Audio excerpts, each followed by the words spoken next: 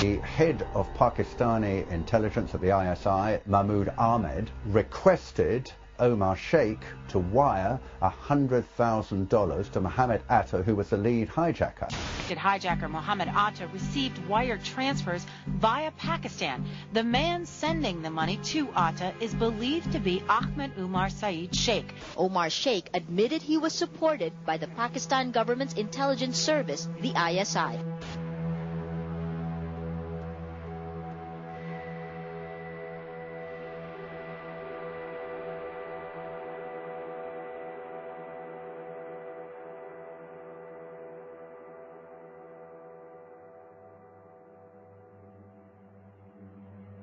Although we are told that 4 or 5 of the alleged hijackers were on each of the flights. If so, their names should have been on the flight manifests. But the flight manifests that have been released contain neither the names of the alleged hijackers nor any Arab names whatsoever. We know that the men who were supposedly the hijackers had their houses, cars, credit cards paid for by the U.S. government. They were, in truth, agents. Evidence was also apparently planted. The passport of one of the hijackers on Flight 11 was allegedly found in the rubble. Goes through the fireball, through the side of the plane, and comes down to the ground unscathed. But something happened. For 6 months, they reported they had this passport. Boy, we've got it. We've got the proof. And then the guy stood up and was alive. Several of these 19 men are still alive.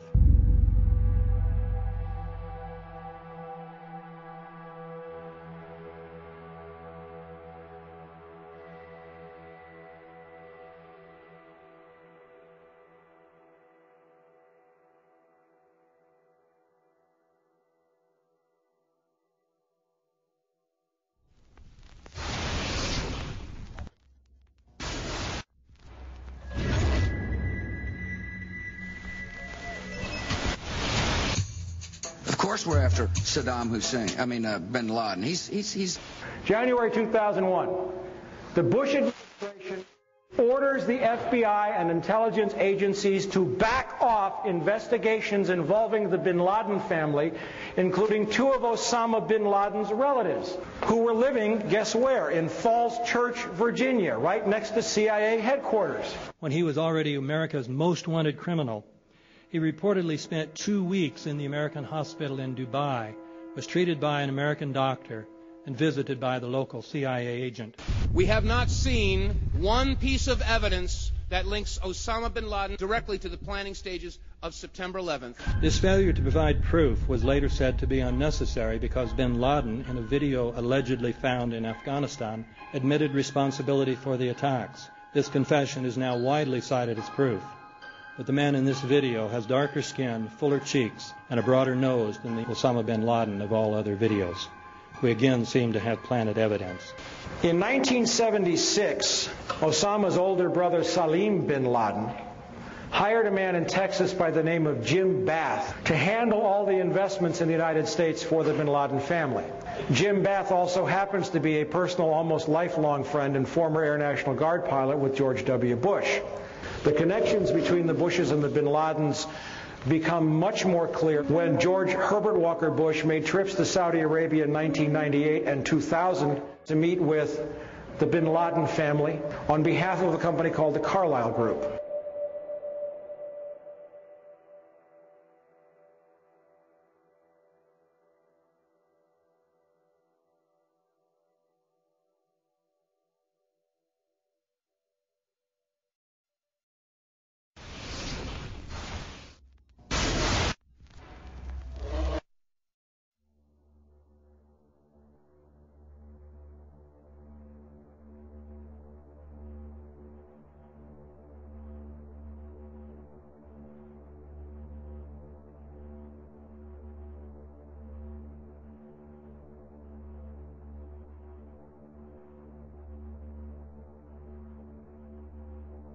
I am absolutely appalled at how much people in this country do not think.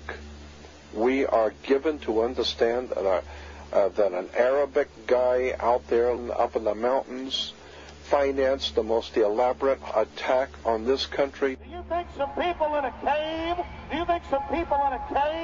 were able to have NORAD stand down? Do you think that people in a cave were able to have all of this happen? And when I think about how many Americans were killed in New York City, and believing as I do that this thing was a setup job, this is a textbook operation that Nazis used, and they've used it over and over again. America has been suckered in one more time. I don't have to tell you things are bad. Everybody knows things are bad. The dollar buys a nickel's worth. Banks are going bust. Shopkeepers keep a gun under the counter. Punks are running wild in the street, and there's nobody anywhere who seems to know what to do, and there's no end to it. We know the air is unfit to breathe, and our food is unfit to eat. We sit watching our TVs while some local newscaster tells us that today we had 15 homicides and 63 violent crimes, as if that's the way it's supposed to be. We know things are bad, worse than bad. They're crazy. It's like everything everywhere is going crazy, so we don't go out anymore. We sit in the house, and slowly the world we're living in is getting smaller, and all we say is, please, at least leave us alone in our living rooms. Let me have my toaster and my TV and my steel-belted radios, and I won't say anything. Just leave us alone. Well, I'm not going to leave you alone. I want you to get mad. I don't want you to protest. I don't want you to riot. I don't want you to write to your congressmen because I wouldn't know what to tell you to write. I don't know what to do about the depression and the inflation and the Russians and the crime in the street. All I know is that first, you've got to get mad. You've got to say, I'm a human being. God damn it. My life has value.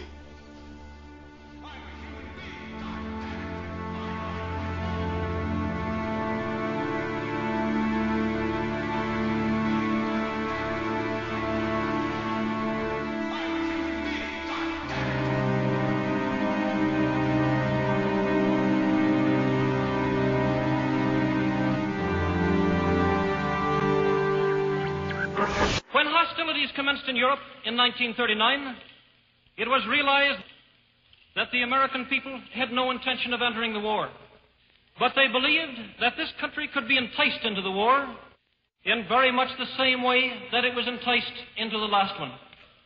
They planned, first, to prepare the United States for foreign war under the guise of American defense. Second, to involve us in the war step by step without our realization. Third, to create a series of incidents which would force us into the actual conflict. These plans were, of course, to be covered and assisted by the full power of their propaganda. Our theaters soon became filled with plays portraying the glory of war. Newsreels lost all semblance of objectivity, and they have used the war to justify the restriction of congressional power and the assumption of dictatorial procedures on the part of the President and his appointees. A fear campaign was inaugurated. We cannot allow the natural passions and prejudices of other peoples to lead our country to destruction.